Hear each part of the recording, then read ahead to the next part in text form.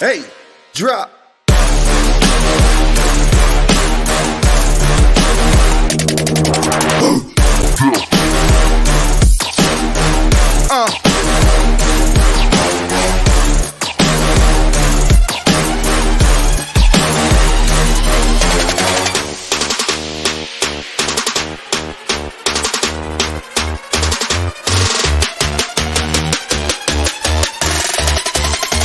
Yeah, hey, drop.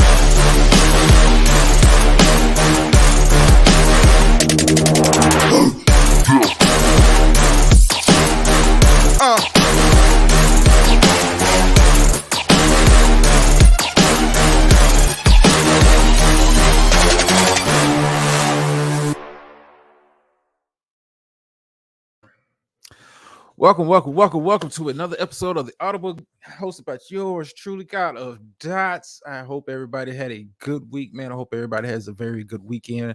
Hope you having a good extended weekend, 4th of July. Get out there and enjoy it with the family and the friends. I know I plan to, but of course, I got to do my thing. Like I do my thing. How you doing, Miss Murray? Listening from the clouds. This is much appreciated. Hope you had a good week also. Yeah, it's not going to be a long show. I just want to kind of get in here, give you some of the breaking NBA news. Free agency started at 6 o'clock officially, 6 o'clock Eastern time today. And we've had some notable moves, nothing crazy. And I was, preparing you guys. And I was telling you guys how the new CBA is really going to have an impact on NBA free agency going forward. Gator girl, how you doing? Welcome. How you doing, Gator girl?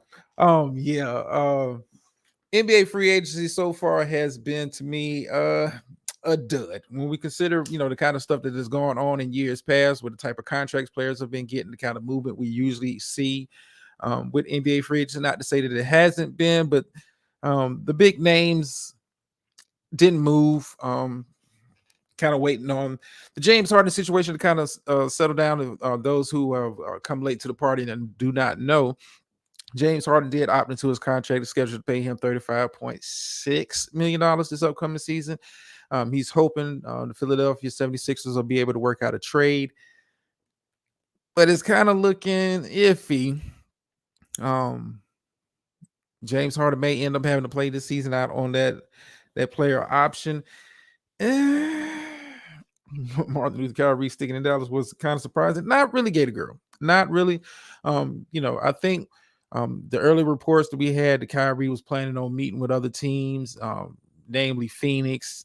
I know Phoenix was in the mix, quote unquote, and this is coming from his camp. Phoenix was in the mix. Miami was possibly in the mix. Houston has been talked about repeatedly this off season. I'm not surprised that he signed back in Dallas. I don't think it was a market for Kyrie like that. Maybe in years past when teams wasn't afraid to go over the luxury tax, wasn't afraid to go over that threshold to sign a player like Kyrie. And Kyrie, for better or worse, comes with a lot of baggage.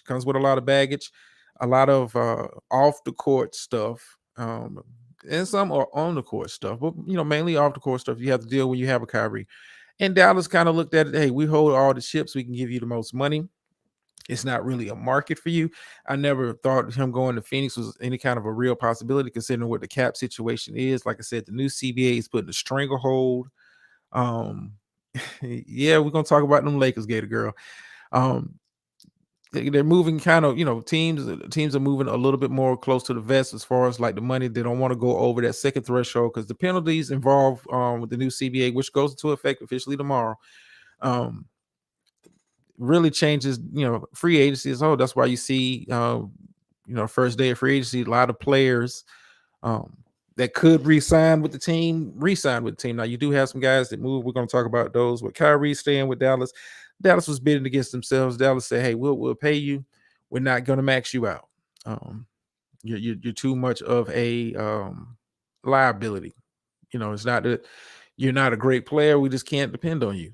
And his track record has shown ever since he's left LeBron's side in Cleveland, it's been train wreck after train wreck after train wreck with Kyrie. You had had issues in Boston. You had issues in Brooklyn. It's reported you had some issues in Dallas, but Dallas was kind of in a no-win situation because where else was Dallas going to go to get talent? This free agency pool this off season wasn't the best. I mean, some nice players, but it's no it's no it's no it's no Giannis on the market. You know what I mean? You know what I'm saying? It's like it's no big time moves to be made, but it's moves to be made. Guys got paid, and speaking of guys getting paid, congratulations to Bruce Brown, formerly of the Denver Nuggets. Going out there and getting his paper, signing with the Indiana Pacers. I'm not mad at the brother. Denver took a chance on him last year. It was one of the only team that really offered him a contract that passed all season. He paid it off. I think Denver's going to be a little weaker, but I think they do have a replacement already in house. I know people are talking about how did they replace Bruce Brown? You already have another Brown. I think Christian Brown is due to kind of get some more minutes. I think he is a similar type player as far as athleticism and tenacity on the defensive end. I think he's a much more athletic player than Bruce Brown. So I think Denver is going to be okay. I'm not mad at Bruce for going to get paid. And Indiana, if they stay healthy, with the pieces that they have, and we're talking about the Eastern Conference, I think the Eastern Conference next year as a whole is going to be a little down. It's going to be a little down. I think Indiana has a chance to possibly make the playoffs. You heard it here first. I'm not going to say they're a top 5 Eastern Conference team, but I like the pieces that they have. I like Halliburton. I like Miles Turner at the center position. Still have Buddy Hield in house. You bring in Bruce Brown, a good 3-and-D type guy. I like when they building out there in Indiana. Maybe a piece or two away from really competing in the Eastern Conference, but I do like the pieces that they have. But hey, I'm not mad at the brother. He had to go get paid, and Denver. You had to know he was walking. Like I said, with the new CBA and how it's set up, teams are just not willing to spend that kind of money and go into that luxury tax threshold second level because the penalties are bad, man. Bad. That's kind of why John Collins got traded from the Atlanta Hawks. That was a cash move. I can't even remember who they got back in return. But it kind of move on. Another surprising move already at the start of free agency. Los Angeles Lakers signing a 3-year contract with Gabe Vincent. I mean, Gabe Vincent is a nice player. I'm not going to begrudge a guy that goes from undrafted to get a 3-year deal. I want to say 3 years, $33 million. I'm not mad at him. He's a nice player. I like what he kind of brings to the team, but I don't know if I would have been actively pursuing him in free agency. They've already kind of offered a contract to Austin Reeves. Now Austin Reeves is able to go out there and get more money, but he is a restricted free agent, so the Lakers do have the right to match any offer that he has. But he does have a 4-year $52 million contract out there. Kudos to him for getting that. Probably the most interesting move so far during free agency. Draymond re-signing, that's not it. James Harden possibly staying in Philly, that's not it. Kyrie is not it. Possibly the most interesting move. And let me kind of get my thoughts together. Probably the most interesting move this offseason so far. Like free agency just started a couple of hours ago, so it's still gonna be some people moving. Is Jeremy Grant getting a nice healthy, and I mean healthy, I'm gonna say it was 5 years, $160 million, nice healthy contract from the Portland Trailblazers. Portland is with that move right there is indicating that unless they're blown away by any deal, any package that the team comes to them, I think you're probably looking at Dame staying in Portland. And Dame has, not really. He's not the kind of player that's going to demand out. He does, he said he's not doesn't want to be part of a rebuilding situation. I get it. Western Conference, does Jeremy Grant move the needle? Does Jeremy Grant move Portland into the playoff picture? Maybe the play-in picture. I'm not looking at Portland as being a top 6 seed out in the West. I don't see it. But they can still make some moves. But with the Jeremy Grant move, they're showing that hey, we're serious about trying to win now. We're not trying to win later on down the road, and we're willing to bring in And Jeremy Grant's a good player. Jeremy Grant's a good player. He's been a good player ever since he was at OKC. He was a good player while he was in Detroit. Jeremy Grant is the kind of player that would fit in very nicely with a Dame Lillard. Like I said, unless Dame and Portland are blown away by a trade package, I don't see Dame going anywhere. Now, I thought the time to get the deal done, if he was quote unquote going to Miami, you should have did it either prior to the draft or did it on draft night. Now with him bringing in Jeremy Grant, showing Dame, hey, we got young guys here, but we still trying to be competitive. We're still trying to be a winner. And I think Dame, this is like, okay, cool. I'm good. I thought that, if he was going to move, this would be the offseason to move. I don't think fans in Portland would be upset if he wanted to move. But like I said, Jeremy Grant is probably the most interesting move so far. And I mean, so far, like I said, it was still early in free agency. But I didn't see him going to Portland. I didn't see Portland, willing to spend that kind of money to bring him in. I mean, but it's a good look. He is a good player. He will help the team. Like I said, this may push Portland into playing tournament next season. But it's kind of hard to tell because is Portland as constituted right now? Are they better than the OKC? Are they better than the Pelicans? Are they better than the Timberwolves with the addition of Jeremy Grant? I think they do need maybe one more piece to go along. I wouldn't necessarily go for a backcourt guy. I think you guys got that covered, but maybe another 3-and-D type guy to kind of bring in. Now, Chris Middleton re-signed back to Milwaukee. Not surprising there. The move I'm looking for Milwaukee to make, what are you going to do with Brook Lopez? Are you going to be able to bring him back? Is Brook Lopez going to look to kind of cash in? Because it's money out there, but it may be in a situation you don't want to be in. The teams that, that have money right now to spend are not teams that's really going to be moving the needle, not going to be real playoff contenders. So that's why you're seeing a lot of guys kind of staying where they're staying, not trying to really shop their services like that. Kyle Kuzma re-signed back in Washington. I'm not surprised by that deal. It's like I said, this free agency period, and I think this is going to be kind of like the norm for free agency periods going forward.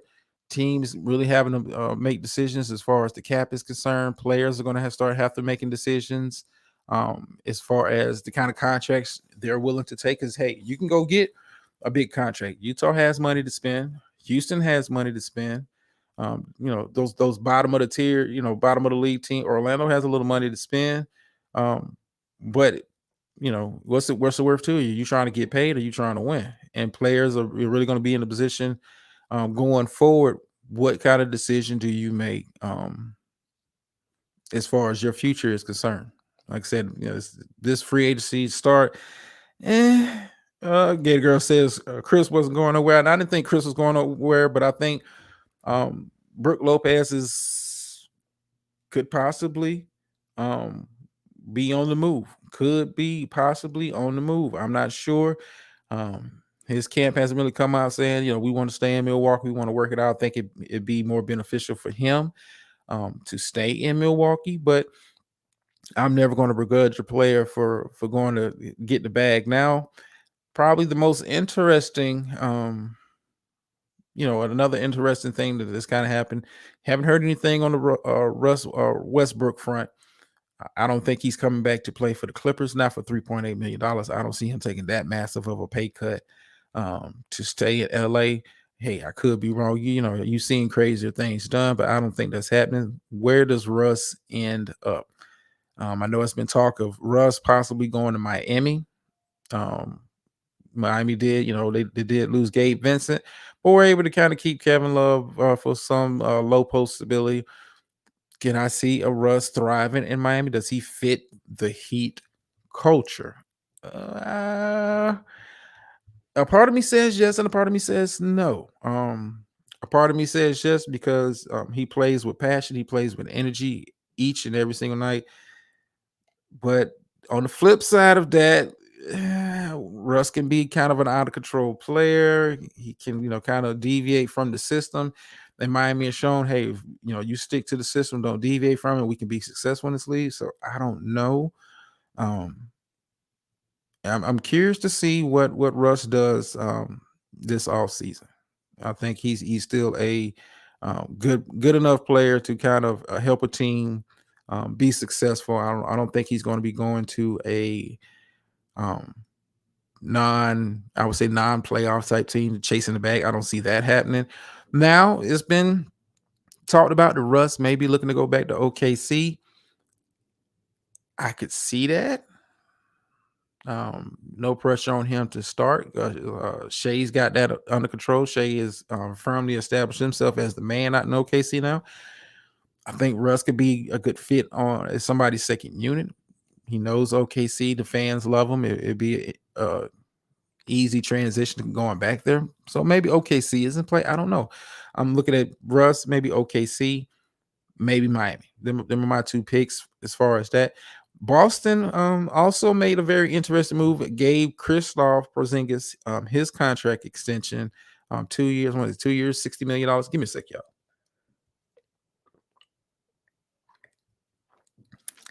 Got to say my vocal throat. Woo, excuse me. Yeah. Okay, I'm back. So yeah, Kristaps getting extended. I'm still waiting for Boston to kind of give us a clue on what they plan to do with Jaylen Brown. Now, in a perfect world and under the old CBA, they would love to bring back a Jaylen Brown, luxury tax be damn. But like I said, with the new CBA and how it works, it's going to really restrict teams from really spending money frivolously like that. Boston already has a lot of money tied up in the guys. He just gave Kristaps an extension, which kicks in next season. Already making about $30-something million this season. I don't know. Does the Jaylen Brown play out the last year in Boston? Is he possibly a trade option? I mean, it's a market for Jaylen Brown. I'm not sure. I would have to once it becomes like a reality that he possibly can get traded. I would have to kind of look at the landscape, who fits, who's got the money to fit him, because wherever he's going to want max. Guy doesn't make second team All NBA and say I'm going to take a pay cut, but you never know. Van Fleet to Houston just in. Hold on. How you doing, James? Welcome to the show. Oh, hold on, Van Fleet. Oh my God! Hold on. Let me check my feed. Yep, it is official. 3 years, $130 million for Van Fleet. Going to Houston. I know Houston said they was targeting him. He was their number one option. Let me kind of look at some other moves. Like I said, it's still early the free agency period. It just started at 6:00. Cam Reddish joining the Lakers on a 2-year deal. I kind of like that move. Bring some athleticism, a 3-and-D type player, young enough to kind of fit in. It's not going to cost the team a lot of money.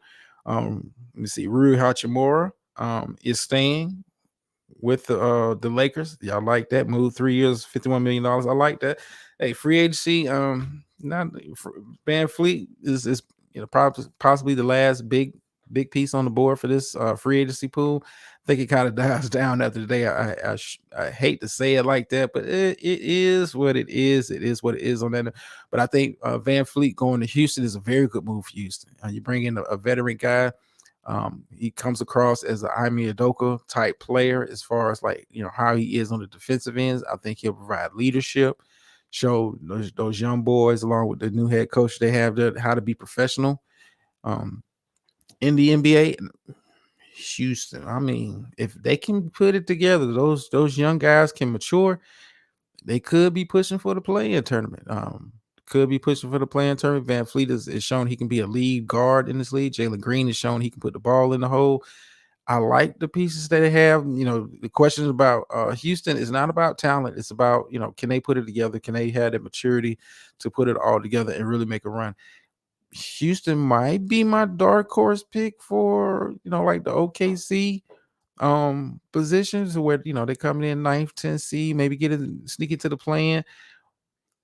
Because I like the head coach. I like bringing in Van Fleet. Like I said, man, it makes Houston a much better team. And when you really think about it, 3 years, 130. I know it seems a lot to us regular people, but with the new market and how stuff is with the new CBA, that's kind of like what the max is going to be looking like for a lot of guys. You're not going to see a lot of guys signing the big massive contracts unless they're big massive players.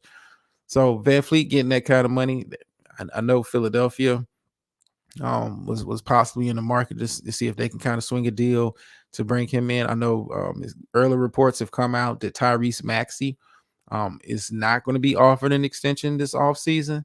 So I'm not sure what his future looks like. Tobias Harris, I mean, Embiid could be on his way out the door after next year.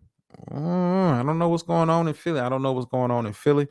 But hey, let me get up out of here, man, because I got to, get ready, start prepping, for my other show in the other realm. Yeah, I think that's going to be a very entertaining show. But I will, like I said, I will be still dropping more content, still posting content. If something else pops off over the weekend, as far as like major NBA news, as far as trades is concerned, something like that, I will be sure to report on it. Do a show about it, may do an upload about it. I don't know.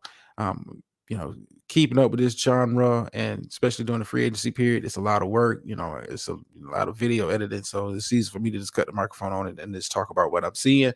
But I appreciate Gertie Girl bringing that news in. Oh, hold on. Who that is? Okay. All right. Yeah, I got you. Yeah. Okay. But if nothing else, man, like I said, I always appreciate it. Remember, like, share, subscribe, be on the lookout for more content. Still working out on the NFL stuff. We'll be dropping some content sometime next week on that. Thinking about doing a different approach, maybe not a team by team breakdown, may just do burning questions, hot topics as far as each NFL team is concerned, and kind of keep it at that, and kind of condense that into some videos and put that out. As always, I appreciate those who tune in, those who catch it on the replays. It's always love. It's always appreciated. Thank you, everybody, for tuning in. And keep it simple. Yeah, I'm gonna keep it simple. Miss Murray. I'm gonna keep it simple. Like the team by team, that was my initial idea for doing it. I said that's a lot of work. We're doing all NFL teams like that, and some of them, I'm not gonna lie to you, I'm not motivated to talk about like that to that degree to be putting together videos. So I may just do like a division hot topics, kind of break down each team, what's that, and then closer we get to the season, like when preseason starts, kind of roll out my season predictions as far as who's winning, who's not, who's my dark horses, MVP picks, all that kind of stuff. But if nothing else, man, if all hearts and minds are clear, still no outro, but I'm out.